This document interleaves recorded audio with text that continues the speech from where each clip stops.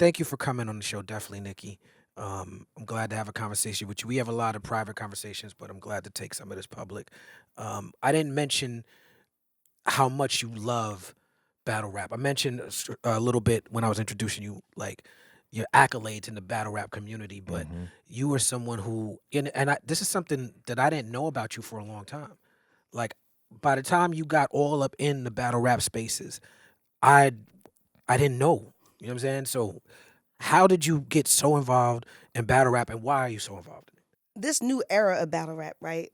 I remember when I was in seminary, right? So I was in seminary, I guess 2011, 2012 or so. And Break that down for people who are like, she was what? And what's going on? so I am a reverend. I'm an ordained reverend. I have a master's of divinity.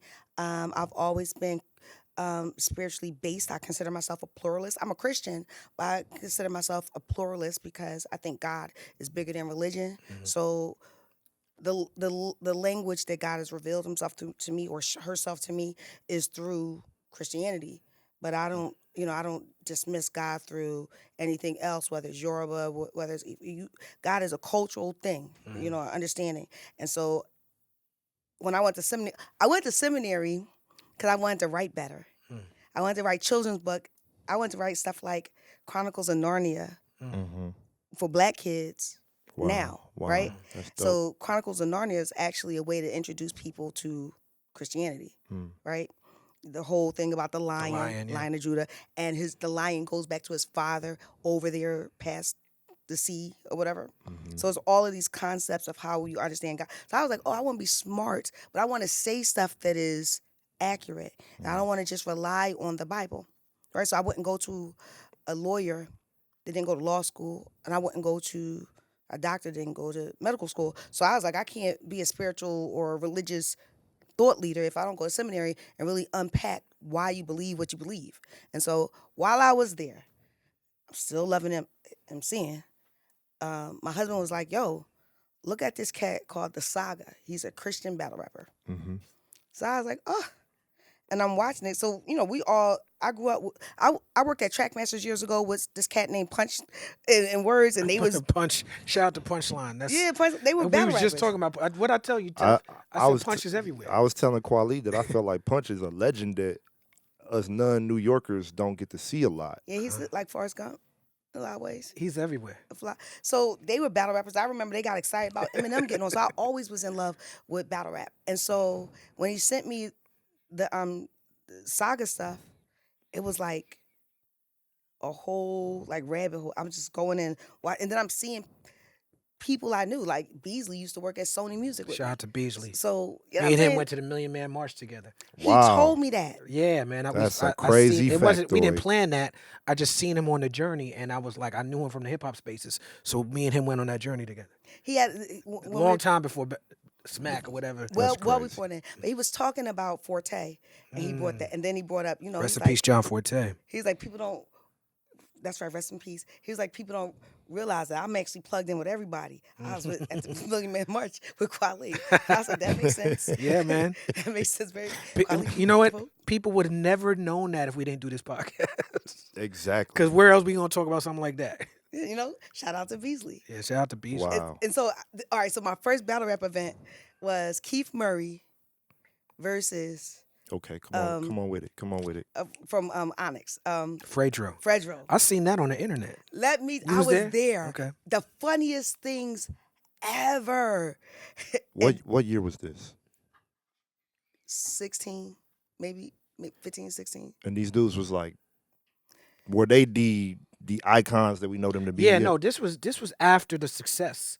The Fredro Keith Murray thing was long after they had hit records. Wow. So that's what made it even more interesting to me. Wow. That's what, it was interesting Yeah. to me until your man, Keith Murray, who's a wild boy, but he's a great guy, but a wild boy. Yes, that's an pulled accurate out description of Keith.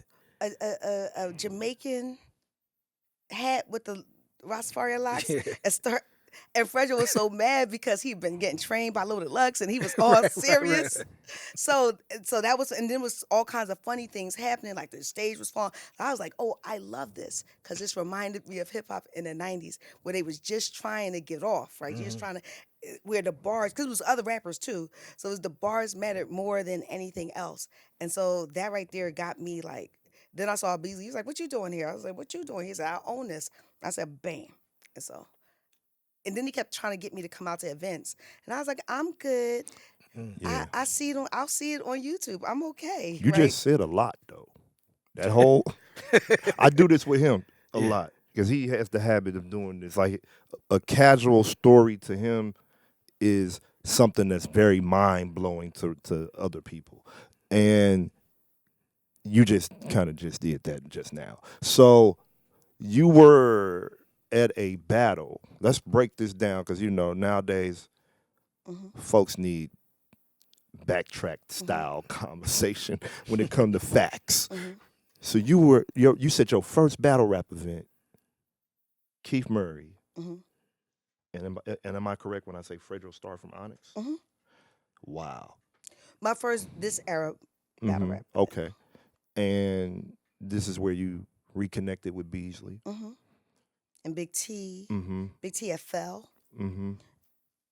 and I was right there. He fell, was dark, and it was something he tripped over. Wow. And so I was like, "Oh my God," because he's a Big T, a legend, he's a legend. super legend. Respect on that man's name, Mm-hmm. but he fell, and I was like, "Let me get him up before someone see him." Wow. But I can't lift him up. I'm 4'9", 130 pounds. I just couldn't do it. So I went and ran and got somebody, and we got him up. I just didn't want it to be somebody taking pictures of it. So automatically, I went into communications, publicist type of thing. Like we got protect the rapper, which is a big thing for me, protect the artist. Um, and then after that, Bees was like, "Nikki, give me your number. Let's reconnect." And I was also at the same time, I was like starting to be cool with Debo. And I felt safer at the Queen of the Ring events.